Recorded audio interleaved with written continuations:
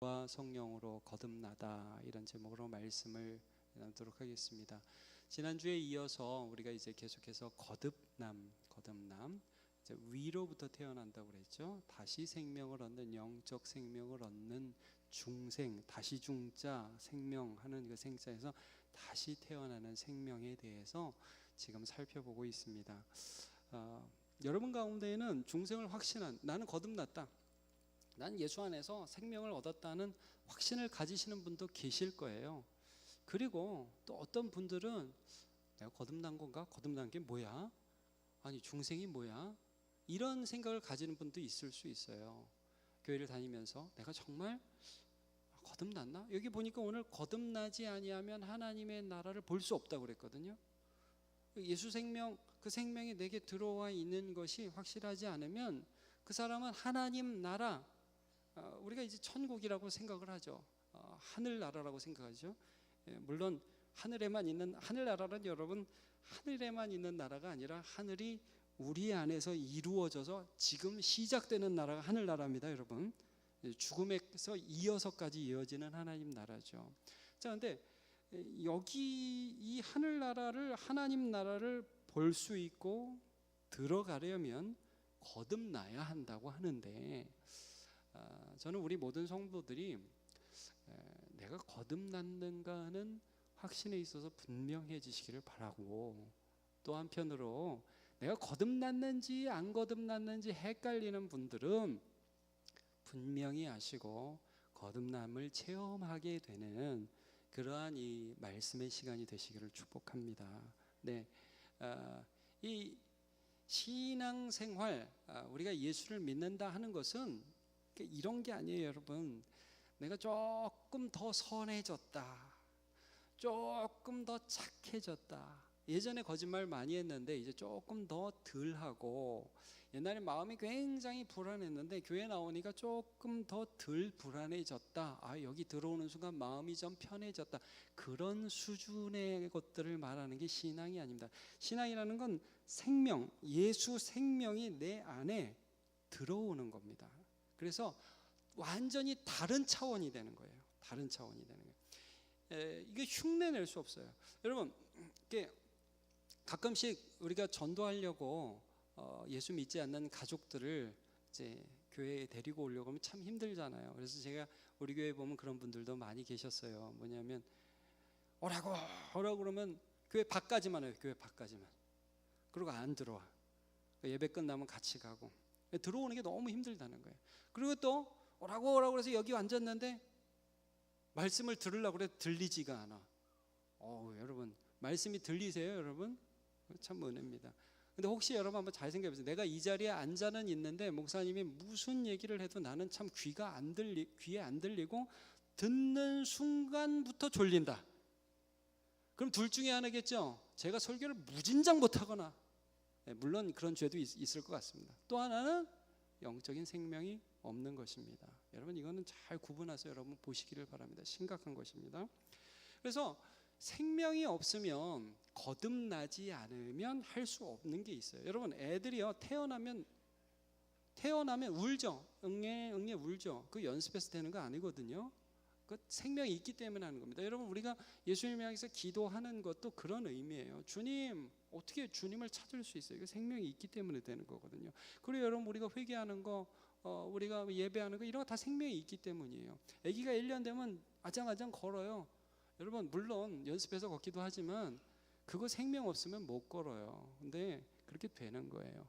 거듭남이라는 건 그래서 생명의 출발로서 너무 중요한 것이고, 이때 받은 생명들이 우리의 신앙생활에 지속적으로 유지되면서 신앙을 신앙답게 유지해주는 하나님의 능력이 되는 것입니다. 자, 여러분, 그래서요, 이게 하나님 만드시는 거거든요. 내가 노력해서 될 수 있는 부분이 아니거든요. 이게 신앙의 핵심이거든요. 생명, 예수 생명. 이거를 하나님이 만드신다 그래서 두 가지 차원에서 이렇게 좀 다른 말로, 거듭남을 좀 다른 말로 설명을 하기도 해요. 뭐냐면 하나는 창조다, 창조. 또 하나는 부활이다, 이렇게 설명도 해요. 자, 한번 볼게요, 여러분. 창조라는 측면, 고린도후서 5장 17절, 우리가 많이 읽었던 말씀, 들었던 말씀이기도 합니다. 다 같이 한번 읽어볼까요? 시작. 그런즉 누구든지 그리스도 안에 있으면 새로운 피조물이라 이전 것은 지나갔으니 보라 새 것이 되었도다. 많이 들어보셨죠? 여러분, 예수 안에서 생명을 얻은 자, 예수 안으로 들어간 자, 다른 말로 하면 예수 생명이 내 안에 들어온 자는 이거는 이 존재 자체가 새로워진 거예요. 새로운 성품이 우리 안에 들어온 거예요. 목사님 좀 별로 변한 것도 없는 것 같은데 아니에요. 내가 잘 모를 수 있어요. 자, 여러분, 이 거듭남이라는 게 좀 신기한 게 뭐냐면 거듭나고도 내가 거듭난지 잘 모를 수 있다는 사실. 또 하나는 안 거듭나고도 자기가 거듭난 줄로 착각할 수도 있다는 사실. 그래서 무엇이 거듭남이죠? 여러분 잘 기억하셔야 돼요. 오늘 이제 그 부분들을 살펴볼 거예요.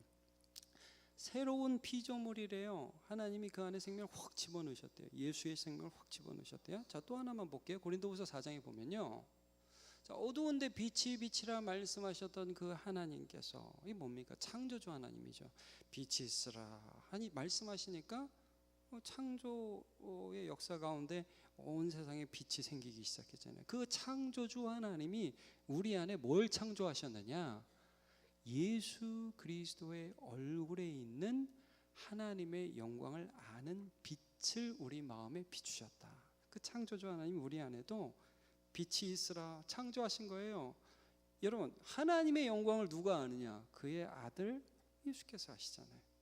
그 예수의 얼굴에 있는 하나님의 영광하는 빛을 쫙 예수님이 보이기 시작한 우리 마음에 이 창조죠, 창조.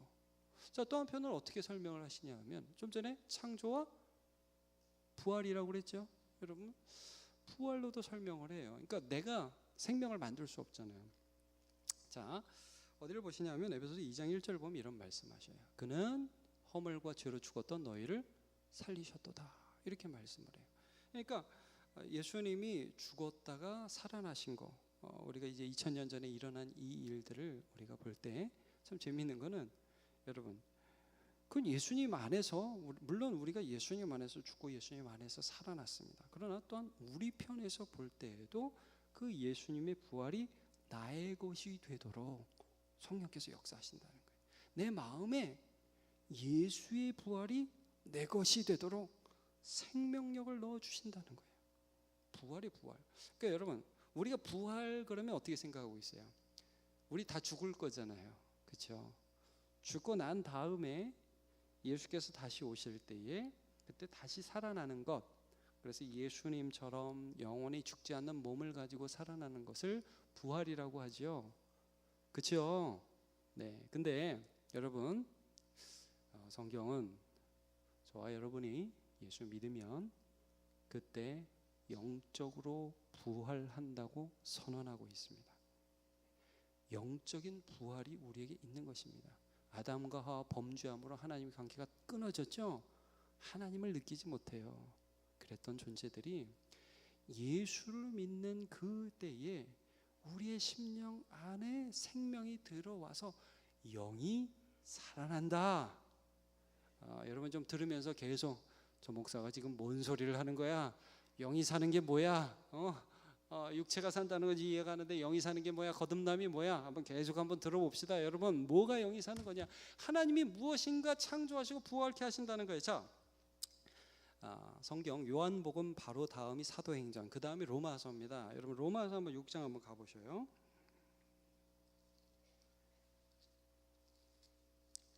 자, 로마서 6장을 한번 가보시기를 바랍니다.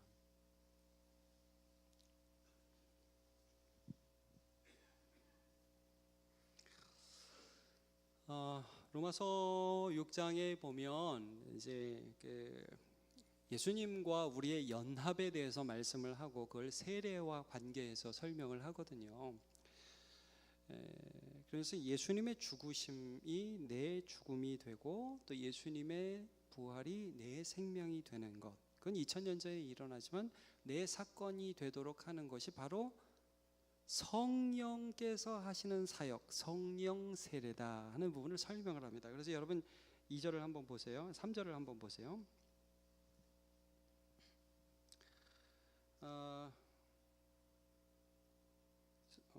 6장 제가 딴 데로 6장 3절을 보시면 무릇 그리스도 예수와 합하여 세례를 받는 우리는 그의 죽으심과 합하여 세례를 받은 줄을 알지 못하느냐. 자, 여기 보면 우리가 세례를 받을 때 예수님과 합해진다고 그러죠. 자, 여러 번 말씀드렸는데요. 이게 혹시 물 세례일까요? 아니면 성령 세례일까요? 성령 세례라는 말씀이에요. 우리가 성령으로부터 씻김을 받고 성령으로부터 예수님과 연합할 때에 예수님의 죽으심이 내 죽음이 되는 거예요. 그래서 여러분 십자가에 달리신 예수님을 볼 때에 이거 불쌍하다, 예수님 수고했다, 그래서 눈물이 안 나는 게 아니라 예수님 안에서 내 죄악을 처벌하신 그 은혜에 감격하여 울 수 있게 되는 것입니다. 어떤 사람은 펑펑 울기도 하고 어떤 사람은 눈물 찔끔 흘리기도 하고 다 달라요. 여러분 그건 다 다릅니다. 어떤 때는 그것들이 이해가고 감사하지만 그렇게 눈물이 나지 않을 수도 있기는 해요. 그러나 여러분 어쨌든 예수님의 죽으심이 나의 죽음이 되게 하는 것은 누구의 역사냐면 성령의 역사, 그것이 세례의 의미라는 것이죠. 자, 그 다음에 4절을 보면 그러므로 우리가 그의 죽으심과 합하여 세례를 받음으로 그와 함께 장사되었나니 이는 아버지의 영광으로 말미암아 그리스도를 죽은 자 가운데서 살리심과 같이 부활과 같이 우리도 또한 뭐 가운데서 생명 가운데서 행하게 하려. 그러니까 예수님이 부활하신 그 생명을 나의 안에 연합시켜서 넣어주신 분은 또 누구시냐? 성령님이시라는 거예요. 이 거듭남을 이렇게 표현하고 있어요. 주님이 죽으시고 주님이 살아나실 때 나도 같이 죽고 나도 같이 살아나서 그 생명이 내 안에 들어오기 시작했다. 여러분 이게 굉장히 어떻게 보면 이해하지 않지만 그러나 분명히 예수 믿는 우리 안에 일어난 일입니다. 그래서 9절과 10절로 한번 가보시죠. 이는 그리스도께서 죽은 자 가운데서 살아나셨음에 다시 죽지 아니하시고 사망이 다시 그를 주장하지 못할 줄을 알미로다. 자, 예수님은 죽으시고 다시 살아나서 사망이 주장하지 못합니다. 이게 우리에게 일어났다는 거죠. 10절 그가 죽으심은 죄에 대하여 단번에 죽으시며 그가 살아계심은 하나님께 대하여 살아계심이니 예수님이 그렇게 하셨으니 11절 같이 읽어보죠. 시작. 이와 같이 너희도 너희 자신을 죄에 대하여는 죽은 자요 그리스도 예수 안에서 하나님께 대하여는 살아있는 자로 여길지어다. 아멘. 거듭난 사람입니다. 거듭난 사람. 자, 죄에 대한 죽은 자, 죄와의 관계가 이젠 죄를 지어서 사는 존재가 아니라 죄를 지으면 죽는 존재가 됐다는 거죠. 나하고 너는 이제 끝난 관계야. 내 모든 죄가 예수 안에서 다 처벌받았어. 이제는 하나님 믿고 예수 안에서 하나님과 화목하며 하나님 믿고 살아갈 존재야. 내가 하나님께 대해 살아났어요. 생명을 가지게 됐어요. 거듭났어요. 이 관계 안에서 우리가 이제 계속 살아간다는 거죠. 자, 8장으로 한번 가볼까요? 8장 10절을 한번 가보시기 바랍니다. 로마서 8장 10절과 11절 제가 읽을게요. 또 그리스도께서 너희 안에 계시면 몸은 죄로 말미암아 죽은 것이나 영은 의로 말미암아 살아있는 것이라. 자, 우리가 영은 지금 살아있습니까? 죽었습니까? 살아있다는 거예요. 여러분 예수를 믿는 자는 우리의 영이 하나님과 연결되어 있어요. 거듭났다고요. 이 생명은 위로부터 주어지는 것이에요. 자, 예수를 죽은 자 가운데 살리신 이의 영이 너희 안에 거하시면 성령이 우리 안에 거하시면 그러면 그 예수를 죽은 자 가운데에서 살리신 이가 너희 안에 거하시는 그의 영으로 말미암아 너희 나중에는 뭣도 살린다? 죽을 몸도 살리시리라. 자, 영은 누가 살리셨어요? 성령이 살리셨습니다. 하나님과의 관계를 우리에게 다시 살리신 분은 성령이십니다. 그러면 우리의 이 죽을 몸도 나중에 죽게 되죠. 죽을 몸이 죽습니다. 그러면 이 죽은 몸도 누가 살리느냐? 내 영을 살려주신 그 성령께서 우리 몸도 살려주시는 것입니다. 그러니까 여러분 단순히 우리가 부활이라는 것을 생각할 때 나는 어떻게 부활하나? 여러분 이겁니다. 내 영이 살아났잖아요. 내 영이. 그러니까 우리의 영이 하나님을 볼 수 없어요. 하나님을 알 수 없어요. 내 죄를 인식하고 주님의 보혈 앞에 나아가지 않아요. 그런데 성령께서 우리를 끌어다가 예수 십자가 앞에 갖다 놓으셨어요. 그래서 하나님과의 관계를 화평하게 만들어 주셨어요. 그 성령께서 우리 죽을 몸도 살려주시는 거예요. 그러니까 영을 살려주신 성령께서 몸도 살려주신다. 이게 성령에서 말씀하시는 거예요. 그래서 보증으로 우리에게 성령을 주셨다, 이런 말씀을 해주고 계시는 거죠. 자, 오늘 니고데모가 거듭난다 그러니까 아니 나는 조금 괜찮은 사람이고 뭐 하나님 나라에 이미 들어왔다고 생각을 하고 나 꽤 괜찮은 사람이라고 생각하고 예수님 안에 와서 물어봤거든요. 그랬더니 하나님 나라에 들어가려면 영과 물로 거듭나야 된다, 예수님이 설명을 해주셨어요. 저기 제가 엄마 뱃속으로 그럼 다시 들어갔다가 나와야 되나요? 예수님께 이렇게 질문을 하니까 모르니까, 거듭나는 게 뭔지를 잘 모르니까. 여러분, 우리가 거듭나야 된다고 하는데 때로는 이해가 안 가잖아요. 지금 이 설교 들으면서 여러분 이해하고 계신 거예요? 예, 거듭난다는 게 뭔지 좀 같이 보고 있는 거죠. 이해가 안 갔어요, 이 사람은. 그래서 육적인 걸로만 자꾸 생각을 하니까 다시 태어난다는 게 아니 조금 더 나아지는 게 아닌가요? 개선되는 게 아닌가요? 아니야. 너희 속에서 완전히 다른 역사가 시작되는 거야. 네가 조금 더 나아지는 게 아니야. 완전히 다른 하나님의 역사가 네 속에서 시작되는 거야. 전혀 없던 걸 하나님이 시작하는 거야. 이렇게 예수님 설명하셨거든요. 그러면서 뭐라고 말씀하셨어요? 오늘 말씀에 5절을 보니까 예수께서 대답하시되, 자, 거듭남이라는 이런 거야. 진실로 진실로 내게 이르노니, 못 알아들으니까 야 잘 들어. 사람이 물과 성령으로 나지 아니하면 하나님 나라에 들어갈 수 없느니라. 물과 성령으로 나야 된다고 말씀을 하고 있어요.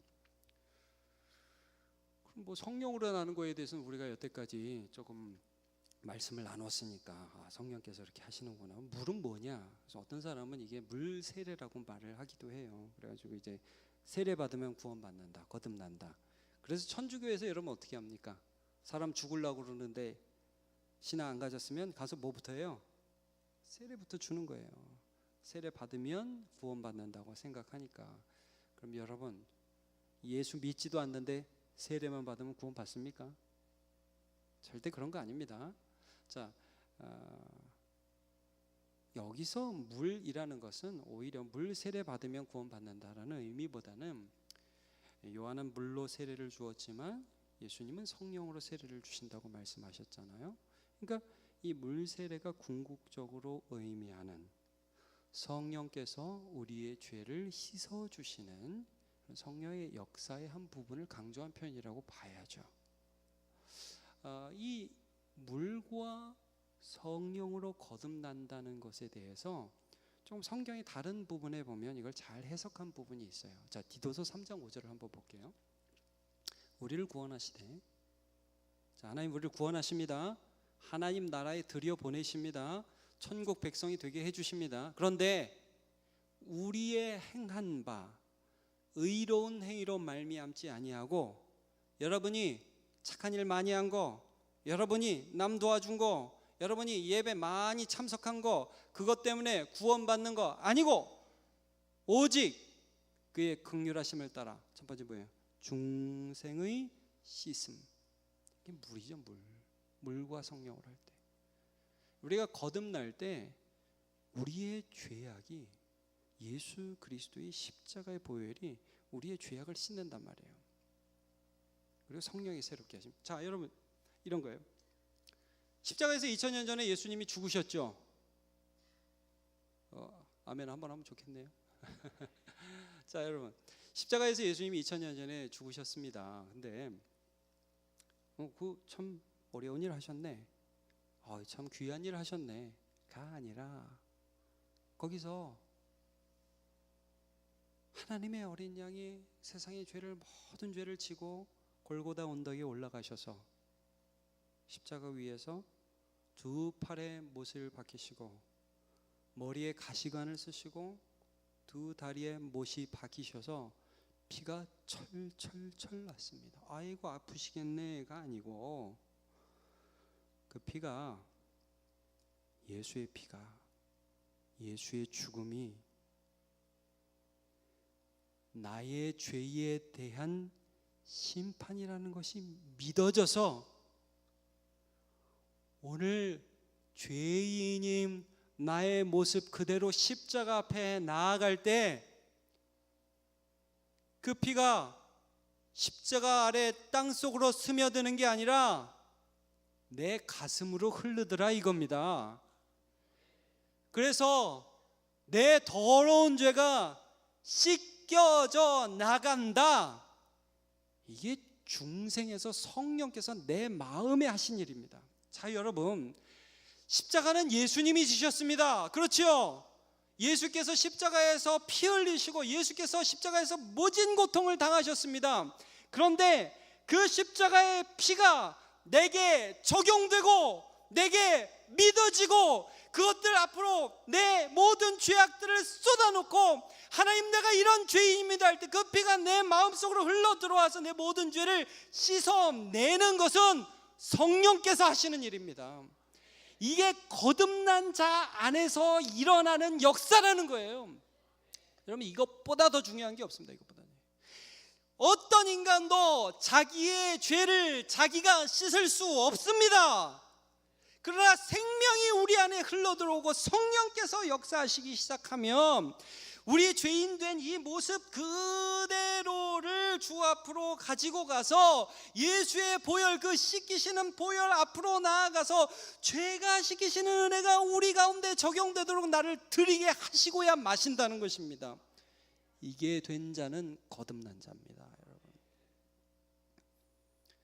이거 안 하고 다른 거 하면 안 돼요. 그러니까 니고데모가 뭘 잘못하냐면 자기는 꽤 괜찮은 사람, 물론 겸손했던 사람이에요. 물론 바리새인이면서도 지도자고 정치인이면서도 예수님 앞에 와서 선생님 좀 조언을 듣고 싶습니다. 좋은 사람이었습니다. 그러나 철저하게 자기가 무능력하며 죄인이며 내 죄를 씻겨주실 주님의 은혜를 바라고 나오지 않았고 자기는 아직 괜찮은 사람이에요. 거듭난 사람 아닙니다. 여러분, 신앙생활 하시고 교회 오시는데 오늘 좀 좋은 말씀 들어볼까? 주님 조금 도와주시면 좋겠네요. 신앙 아닙니다. 신앙 아닙니다. 주님, 저는 완전히 무능력한 자입니다. 저는 오늘도 내 속에서 끊임없이 죄가 올라오는 자입니다. 저를 불쌍히 여겨 주옵소서. 이게 신앙입니다. 여러분, 에스겔서 말씀을 하나 더 봤으면 좋겠는데요. 36장에 보면 이런 말씀을 하고 있어요. 물과 성령으로 거듭난다. 중생의 씻음과 성령의 새롭게 하심으로 우리를 구원하셨다. 에스겔서 구약 성경인데요. 구약 성경 에스겔 36장에 보면 이렇게 말씀하셔요. 또 보여주세요. 내가 너희를 여러 나라 가운데서 인도하여 내고 여러 민족 가운데서 모아 데리고 고국 땅으로 돌아갔으니까 포로 생활을 끝내고 그들을 고국 땅으로 들어가겠다는 거예요. 하나님께서. 근데 거기서 어떤 일을 행하실 것이느냐. 자, 25절. 맑은 물을 너희에게 뿌려서 너희를 정결하게 하겠다. 죄인은 우리의 이 모습 그대로 내 백성이다. 넌 이스라엘 족속이니까 아니라는 말이죠. 물을 뿌려서 너희의 속사람을 새롭게 하겠다. 너희의 모든 더러운 것에서와 모든 우상 숭배에서 너희를 정결하게 할 것이다. 좀 전에 말씀드렸지만 예수 십자가의 보혈 앞에 우리를 데려가신다는 그런 말씀이죠. 그리고 또 어떤 말씀을 하냐. 26절을 보면요. 또 새 영, 성령이죠. 아까 물과 성령으로 거듭난다고 그랬잖아요. 에스겔서에서 정확하게 이 부분을 설명하고 계세요. 또 새 영을 너희 속에 두고 그랬어요. 두고. 이 두고도 중요한 거예요. 여러분, 우리가 거듭날 때 성령께서 우리에서 역사하시면 그 성령께서 왔다 갔다 하십니까? 계속 계십니까? 왔다 갔다 하세요? 계속 계세요? 계속 계시는 거예요. 여러분, 성령이 오시면 떠나지 않으세요. 우리가 그 성령을 무시해서 우리가 그 성령을 너무 홀대해서 성령의 역사가 잘 느껴지지 않을 때가 있을 수는 있어요. 그러나 성령은 우리 가운데 거하시는 영이에요. 우리는 주님의 전이에요. 새 마음을 너에게 준다. 그러니까 여러분, 전혀 다른 마음을 준다는 거예요. 이건 여러분 만들 수 없는 마음이에요. 전혀 다른 마음을 주신다는 거예요. 그걸 이렇게 표현했어요. 육신에서 굳은 마음을 제거한대요. 여러분, 사람들이요 굳은 마음을 가지죠. 강팍하죠. 이거 우리 완고하다, 완강하다, 강팍하다, 굳다 이런 표현을 쓰는데 자기가 잘못을 해도요 자아를 꼿꼿이 쓰고 얼굴 똑바로 쳐다보면서 표정을 다 무섭게 하면서 내가 뭐 잘못했는데 완강한 거죠. 이런 마음들을 제거해 버리시고 부드러운 마음을 성령께서 우리 안에 만들어 주신다는 것입니다. 자, 그다음 27절에 보면요. 내 영을 너희 속에 두어 너희는 내 율례를 행하게 하리니 너희가 내 규례를 지켜 행할지니라. 그래서 여러분, 하나님의 율법을 지키는 것도 어떻게 지켜요? 내가 한번 해봐야지. 주님, 내가 이거 하겠습니다. 예배 이렇게 하겠습니다가 아니라, 여러분, 제가 지난주에도 예배 나오라는 그런 말씀을 여러분께 드렸는데 이런 거죠. 주님의 성령이 나를 강권하셔서 나오는 겁니다. 주님의 성령이 나를 강권하셔서 사랑하는 거고요. 주님의 성령이 나를 강권하셔서 회개하는 것입니다. 그러니까 이 영을 우리에게 주신다. 그 거듭남이라는 것을 말씀하죠. 여러분, 다윗이라는 사람이 있잖아요. 다윗이 범죄한 사건, 왕의 권세를 가지고 자기의 충신인 우리아의 아내를 너무 목욕하는 게 이쁘니까 데려와가지고 그만했어야 되는데 성추행하고, 애가 생기니까 그 자기 잘못 감추려고 우리아 불렀다가 술 마셔도 집에 안 가니까 전쟁이 제일 깊은 곳에 가서 우리아를 죽여버리죠. 자, 죄악을 범합니다. 근데 이쯤 되면 사람들이요, 죄악을 이렇게 범하면 잘못했다고 그러죠. 그래야 되죠. 근데 여러분 어떻습니까? 회사에서 사장님, 힘 있는 사람이 딱 죄를 범합니다. 사장님 왜 그러세요? 그럼 사장님이, 회개하는 사장님 보신 적 있습니까? 내가 잘못했다? 사원아? 내가 이렇게 돈을 가지고 이렇게, 오히려 대부분 어떻게 합니까? 오히려 너 뭐 이런 걸 가지고 그러냐? 내가 한 번 좀 이렇게 했길로, 자식 웃긴 자식이네, 감봉 막 잘라버리고 막 이렇게 하는 경우 얼마나 많아요. 자, 나단 선지자가 이 다윗에게 갔어요. 가서 다윗 왕이시여, 할 말이 좀 있는데요. 어느 가난한 집이 있었어요. 근데 그 집에는 양이 한 마리 있었는데 그 양은 딸 같은 양이었어요. 밤에 잘 때도 품에 안고 자고, 가족이 없으니까 이 가난한 사람에게는 너무너무 소중한 양이었거든요. 여러분, 이스라엘에서 양은 우리나라의 멍멍이 이렇게 생각하시면 된다고 그랬죠. 사랑하는, 물론 뭐 양을 이렇게 막 때로 목축업을 하기도 했지만, 그러나 이름을 하나하나 불러서 굉장히 주인이 사랑하는 대상이었어요. 그 옆에 굉장히 부자가 있었는데 양이 막 하여튼 부지기수로 있는데 손님이 놀러 왔습니다. 근데 옆집에 그 양을 잡아다가 억지로 뺏어서 음식을 대접했습니다. 다윗이 듣고서 뭐라고 그래요? 그 사람, 그 인간 거 죽여버려야 돼. 그 사람 죽을 사람이야. 자, 그때 나단이 뭐라고 그래요? 당신이 바로 그 사람이요. 자, 나단은 이 말을 할 때 죽을 각오를 하고 하는 거죠, 여러분. 야, 다윗이 지금 뭐라고 그랬어? 야, 저 나단 선지자 너무 컸다. 좀 감옥에서 좀 쉬다 오시라고 해라. 그럼 가야 되는 거예요, 여러분. 당신이 그 사람이요. 근데 여러분, 나단이 당신이 그 사람이요 하는데 그 말이 하나님이 하시는 말씀으로 들렸다는 거죠. 왜? 성령께서 역사하시니까. 그러니까 여러분, 뭐 제가 설교할 때도 마찬가지고, 우리 목사님, 다른 목사님들 설교할 때도 마찬가지고, 혹은 외부 강사나 원로 목사님이 설교하실 때도 마찬가지고, 가끔 여러분 이럴 때 있죠. 설교하는데 그냥 사람이 어떤 말을 하는데 목소리가 크건 목소리가 작건 그 말씀이 하나님이 하시는 말씀으로 들릴 때가 있습니까? 그 성령께서 하시는 것입니다. 그리고 죄악들을 끄집어내서 주님, 내가 이런 잘못을 했습니다 라고 꺼내게 되는 거죠. 여러분, 그 다윗이 딱 그런 하나님의 음성으로 듣고 나서 뭐라고 그래요? 내가 여호와께 범죄하였습니다. 회개하죠. 죄를 끄집어내죠. 바로 그 다음에 어떤 선포가 있는지 여러분 보셨습니까?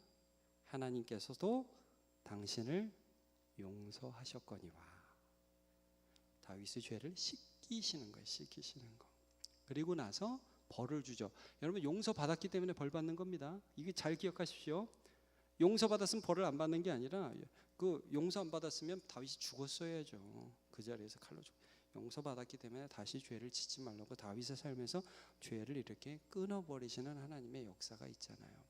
자, 이런 것들이 다윗의 삶에 나타나기 시작한다는 겁니다. 다시 한번 여러분 물어보겠습니다. 여러분 거듭나셨습니까? 네, 아멘 하실 수 있는 분도 있고 아멘을 못 하신 분도 계실 겁니다. 괜찮습니다. 여러분 잘 보십시오. 지금 로마서 펴고 계십니까? 자, 로마서 여러분 7장 한번 보십시오.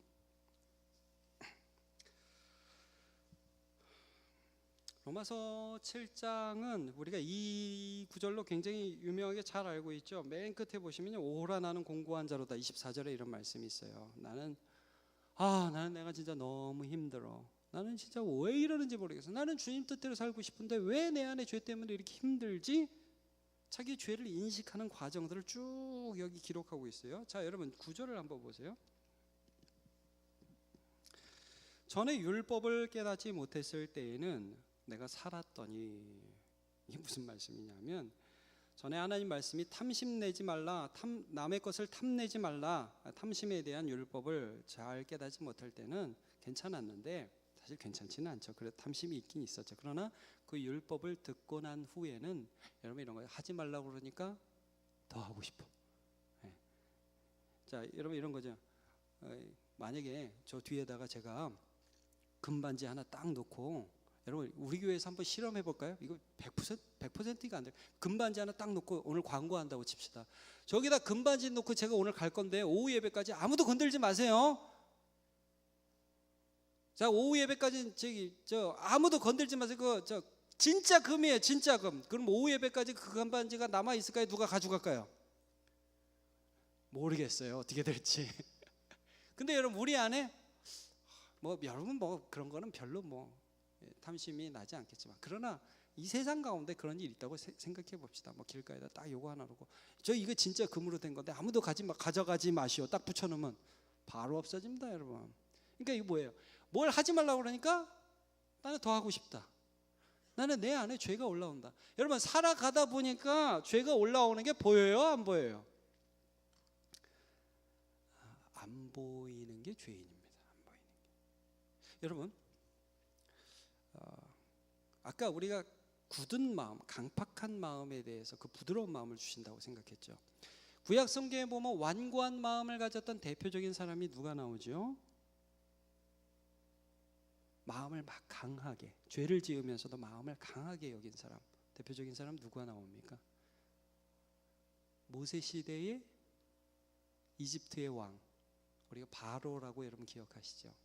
그러니까 하나님이 자기 백성들을 이제 부르시고 모세를 통해서 야, 내 백성을 보내라 이렇게 명령하시는데 바로가 보내요, 안 보내요? 안 보내요. 하나님이 살아계시면 보여주세요.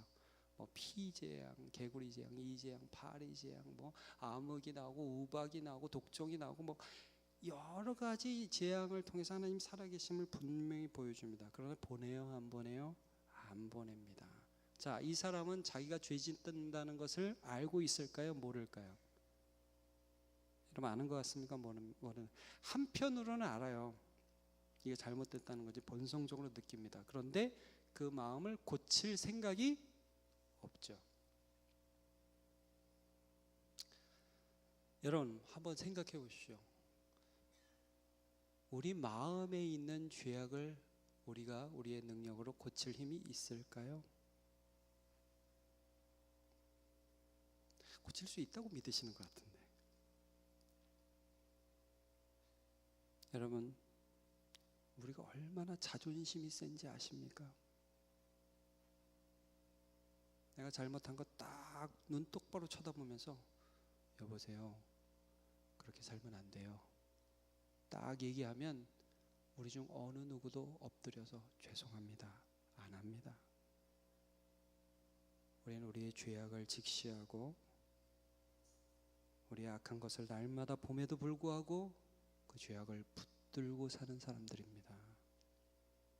그런데 성령께서 오셔서 아까 다윗에게 하셨던 것처럼 우리 마음에 부드러운 마음을 주기 시작하면서 우리의 죄악을 예수 그리스도의 보혈 앞에 내어다 놓고 죄를 씻기시는 역사를 우리 가운데 행하기 시작하시는 것입니다. 그리고 그 성령을 따라 살 마음을 주시는 거죠. 강팍한 마음을 꺾어버려요. 여러분 이거 우리가 절대 못합니다. 근데 예수 십자가 앞에서 하나님이 성령께서 우리 속에서 역사하시는 것입니다. 여러분 아까 우리 로마서 7장 계속 펴고 계시죠. 우리 9절 읽었잖아요. 자, 전엔 율법이 율법을 깨닫지 못했는데 깨닫니까 죄가 살아나. 더 하고 싶어. 하지 말라니까, 저기 있다고 가르쳐 주니까 절대 그거 가져가지 말라고 그러니까 더 가져가고 싶어요. 내가 여기 끝에 뭐라고 그러냐, 나는 살았어요, 죽었어요? 죽었다, 이렇게. 내가 죽었대요. 여러분, 자기 죄가 이렇게 계속 올라오고 이 죄 때문에 나는 하나님을 향하여 이미 사망 선고를 받은 자임이 보여요. 이게 막 보여요. 난 이대로 살면 안 될 거라는 게 느껴져요. 이것들이 깨달아져요. 이게 마음이 아파요. 이게 느껴지는 사람은 산 사람이 죽은 사람이에요. 그 사람은 산 사람이에요. 이게 좀 역설적인 말이죠. 내가 죽은지 아는 사람은 산 사람이에요. 그래서 그 사람이 뭘 하죠? 예수의 은혜 앞에 두 손 두 발 들면서 나가는 겁니다. 그래서 로마서 8장, 그러므로 누구든지 그리스도 예수 안에 있는 자에게는 결코 정죄함이 없나니 그 내가 죽은 그 죄를 예수님이 해결하셨으니 이는 그리스도 예수 안에 있는 생명의 성령의 법이 죄와 사망의 법에서 너희를 해방하였습니다. 이 은혜가 우리에게 있는 것입니다. 여러분, 거듭난 경험이 여태까지 한 번도 없다. 나는 내 죄가 뭔지도 모르겠고 나는 앞으로도 그냥 내가 살던 대로 살란다. 이런 분들에게 제가 다시 한번 어떻게 보면 경고같이, 어떻게 보면 간곡한 부탁같이 말씀드리겠습니다. 여러분, 예수 그리스도의 은혜 앞에 성령이 이끄시는 대로 자기의 죄악을 가지고 나아서 무릎 꿇고 죄 씻음을 받으시기를 바랍니다. 그것밖에 사는 길이 없습니다. 그것밖에 사는 길이 없습니다. 그리고 여러분, 거듭나신 분들에게 제가 말씀드리는 건 이겁니다. 여러분, 인간적 노력으로 살지 마시고 예수 생명으로 사셔야 됩니다. 예수님이 내 안에서 하라는 걸 하십시오. 예수님이 내 안에서 명령하시는 걸 하기를 바랍니다. 그런 의미에서 예배 나오시고, 그런 면에서 가족들을 사랑하시고, 그런 면에서요, 특별히 오늘 본문에 의하면 진짜 회개를 하시는 겁니다. 그런 면에서 고린도후서에 보면 이런 말씀이 있어요. 고린도후서 7장 10절에 하나님의 뜻대로 하는 근심은 후회할 것이 없는 구원에게 이르게 하는 회개를 이루는 것이요 세상 근심은 사망을 이루는 것이니라.